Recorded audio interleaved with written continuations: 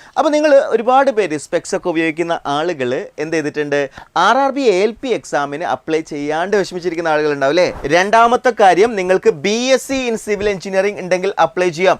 മൂന്നാമത്തെ കാര്യം various streams of, ഇത് വളരെ ഇമ്പോർട്ടൻ്റ് ആയിട്ടുള്ള ഒരു പോയിന്റ് ആണ് കേട്ടോ. അതായത് സ്പെക്സ് ഉപയോഗിക്കുന്നവർക്ക് ഈ പോസ്റ്റിൽ അപ്ലൈ ചെയ്യാം. ഞാൻ ഈ വീഡിയോ ചെയ്യാനുള്ള പ്രധാനപ്പെട്ട കാരണം എന്ന് പറഞ്ഞാൽ ഏതൊക്കെ കാറ്റഗറി മെഡിക്കൽ സ്റ്റാൻഡേർഡ് ഏതൊക്കെ ക്വാളിഫിക്കേഷൻ ആണ്. ഹായ് ഓൾ, എല്ലാവർക്കും ഒരിക്കൽ കൂടി എൻട്രിയിലേക്ക് സ്വാഗതം. ഞാൻ ഇന്ന് നിങ്ങളുടെ മുന്നിൽ വന്നിട്ടുള്ളത് നമുക്ക് വരാനിരിക്കുന്ന RRB JEE എക്സാമിൻ്റെ എഡ്യൂക്കേഷണൽ ക്വാളിഫിക്കേഷനും അതേപോലെ തന്നെ മെഡിക്കൽ സ്റ്റാൻഡേർഡ്സിനെ കുറിച്ചും ഡിസ്കസ് ചെയ്യുന്നതിന് വേണ്ടിയാണ്. അപ്പോൾ നിങ്ങൾ ഒരുപാട് പേര് സ്പെക്സ് ഒക്കെ ഉപയോഗിക്കുന്ന ആളുകൾ എന്ത് ചെയ്തിട്ടുണ്ട് RRB ALP എക്സാമിന് അപ്ലൈ ചെയ്യാണ്ട് വിഷമിച്ചിരിക്കുന്ന ആളുകൾ ഉണ്ടാവും അല്ലേ. സോ നിങ്ങളെ സംബന്ധിച്ചിടത്തോളം RRB JEE എക്സാമിന് അപ്ലൈ ചെയ്യാം. എന്നാൽ എല്ലാവർക്കും അപ്ലൈ ചെയ്യാൻ പറ്റുമോ? അങ്ങനെയായിട്ട് പറ്റില്ലാനും. അപ്പോൾ ചില കണ്ടീഷൻസുകൾ അല്ലെങ്കിൽ ചില ക്രൈറ്റീരിയകളാണ് ഓരോ ഡിപ്പാർട്ട്മെൻറ്റിലും വന്നിട്ടുള്ളത്.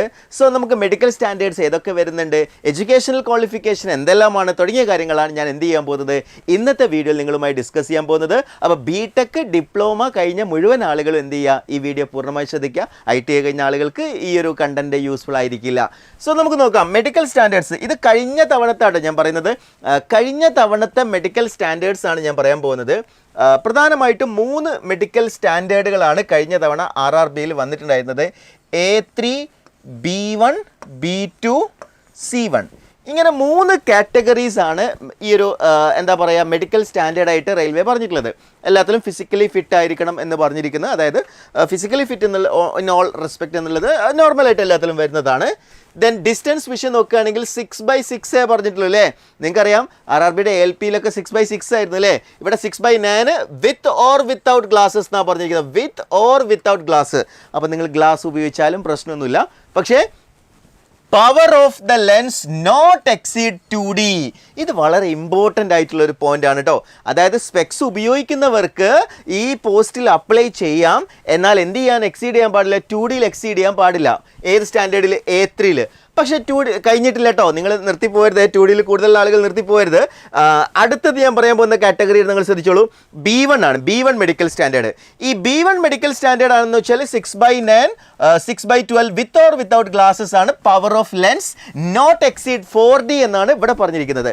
അപ്പോൾ ചില പോസ്റ്റുകളിൽ ഏതാണ് A3 ആയിരിക്കും മെഡിക്കൽ സ്റ്റാൻഡേർഡ്. ചില പോസ്റ്റുകൾ, അതായത് RRB JEEയുടെ തന്നെ ചില പോസ്റ്റുകളിൽ നമ്മുടെ മെഡിക്കൽ സ്റ്റാൻഡേർഡ് A3 മെൻഷൻ ചെയ്യും. ചിലതിൽ B1 ആണ്, ചിലതിൽ B2 ഉള്ളതുണ്ട്. B2ൽ നമ്മൾ നോക്കുകയാണെങ്കിൽ സെയിം തന്നെയാണ്. സെയിം, അതായത് distance 6/9, 6/12 with or without glass ആണ് പറഞ്ഞിരിക്കുന്നത്. Power of lens not exceed 4D എന്നുള്ളതാണ്. Then near vision 0.6 with or without glasses when reading or close work is required എന്നുള്ളതാണ്. Then C1 physically fit in all aspect. Distance vision 6/12, 6/18 with or without glass. Then without glass when reading or close work is required എന്നുള്ളതാണ് പറഞ്ഞിരിക്കുന്നത്. അപ്പോൾ ഈ 4 medical സ്റ്റാൻഡേർഡുകളാണ് കഴിഞ്ഞ തവണത്തെ different ആയിട്ടുള്ള പോസ്റ്റുകൾ വന്നിട്ടുള്ളത്. ഏതൊക്കെ പോസ്റ്റുകളിലാണ് ഏതൊക്കെ മെഡിക്കൽ സ്റ്റാൻഡേർഡ് വന്നത് എന്ന് നമുക്കറിയണ്ടേ? നോക്കി നോക്കാം. Let's see. അപ്പോൾ നോക്കുകയാണെങ്കിൽ ഇത് കഴിഞ്ഞ പ്രാവശ്യം വന്നിട്ടുള്ള ഡിഫറെൻ്റ് ആയിട്ടുള്ള പോസ്റ്റുകളാണ്. അപ്പോൾ ജൂനിയർ എഞ്ചിനീയർ ബ്രിഡ്ജ്, അതേപോലെ തന്നെ junior engineer civil design drawing estimation, അതേപോലെ junior engineer PWay, junior engineer civil design drawing, junior engineer PWay. ഇതിൽ ഓരോന്നിലും വന്ന മെഡിക്കൽ സ്റ്റാൻഡേർഡ് നോക്കിയേ ഏതൊക്കെ വന്നിട്ടുണ്ട്. A3 വന്നിട്ടുണ്ട്, C1 വന്നിട്ടുണ്ട്, A3 വന്നിട്ടുണ്ട്. അതേപോലെ ഇവിടെ C1 ആണ് വന്നിരിക്കുന്നത്. ജൂനിയർ എഞ്ചിനീയർ വർക്ക്സ് ഇവിടെ പ്രൊഡക്ഷൻ, ഇവിടെ A3 ആണ്. ഇവിടെ R&Dയിൽ എത്രയാണ്? B2 ആണ്. R&Dയിൽ B1 ആണ്. ഇവിടെ ജൂനിയർ എഞ്ചിനീയർ വർക്ക്സിൽ C1. അങ്ങനെ പല കാറ്റഗറിയും എല്ലാ കാറ്റഗറിയിലും വന്നിട്ടുണ്ട് കേട്ടോ. അപ്പോൾ നിങ്ങൾ A3, C1, അതേപോലെ B1, B2 എല്ലാ കാറ്റഗറിയിലും എന്ത് ചെയ്തിട്ടുണ്ട്, ഡിഫറെൻറ്റ് പോസ്റ്റുകൾ വന്നിട്ടുണ്ട് കേട്ടോ. അപ്പോൾ ഓരോന്നിൻ്റെ ക്വാളിഫിക്കേഷൻ ഞാൻ അതുകൂടി ജസ്റ്റ് ഒന്ന് സൂചിപ്പിക്കുകയാണ്. എഡ്യൂക്കേഷണൽ ക്വാളിഫിക്കേഷൻ എന്താണെന്നുള്ളത് നോക്കണം. 3-year diploma. നമ്മൾ എഡ്യൂക്കേഷണൽ ക്വാളിഫിക്കേഷൻ നോക്കുകയാണെങ്കിൽ 3-year diploma in civil engineering or BSc in civil engineering. ഇത് ഈ പറഞ്ഞിരിക്കുന്ന പോസ്റ്റുകളിലാട്ടോ. ഞാനിവിടെ മെൻഷൻ ചെയ്ത പോസ്റ്റുകളിലാണ് ഈ പറഞ്ഞിരിക്കുന്നത്. 3-year diploma in civil engineering or BSc in civil engineering of 3 years duration, അതേപോലെ combination of various streams of civil engineering. അപ്പോൾ ഇവിടെ ആർക്കൊക്കെ അപ്ലൈ ചെയ്യാമെന്ന് ക്ലിയർ ആയിട്ട് ഇതൊന്ന് മനസ്സിലാക്കാമല്ലോ. ഒന്ന്, നിങ്ങൾക്ക് ഡിപ്ലോമ ഉണ്ടെങ്കിൽ അപ്ലൈ ചെയ്യാം. രണ്ടാമത്തെ കാര്യം നിങ്ങൾക്ക് BSc ഇൻ സിവിൽ എഞ്ചിനീയറിംഗ് ഉണ്ടെങ്കിൽ അപ്ലൈ ചെയ്യാം. മൂന്നാമത്തെ കാര്യം various streams of civil engineering. ഈ 3 കാറ്റഗറിയിലുള്ള ആളുകൾക്കും ഇത്തരം പോസ്റ്റുകളിലേക്ക് അപ്ലൈ ചെയ്യാം. അപ്പോൾ ഇവിടെ ഡിപ്ലോമ, അതേപോലെ BSc, അതേപോലെ എഞ്ചിനീയറിംഗ് 3 ഉള്ളവർക്ക് എന്ത് ചെയ്യാം, ഈ പോസ്റ്റുകളിലേക്ക് ജൂനിയർ എഞ്ചിനീയർ പോസ്റ്റിലേക്ക് അപ്ലൈ ചെയ്യാം. ഇതിൻ്റെ തന്നെ സ്ട്രീംസ് മാറ്റാണ് ബാക്കിയുള്ളതിലൊക്കെ ഉണ്ടാവും കേട്ടോ, പല പല സ്ട്രീംസുകൾ. ഇപ്പോൾ ഇത് നോക്കുകയാണെങ്കിൽ ജൂനിയർ എഞ്ചിനീയർ ട്രാക്ക് മെഷീൻ നമ്മൾ നോക്കുകയാണെങ്കിൽ ഏറ്റവും കൂടുതൽ വേക്കൻസി ഉണ്ടാകുന്ന ഒരു ഏരിയയാണ് ട്രാക്ക് മെഷീൻ.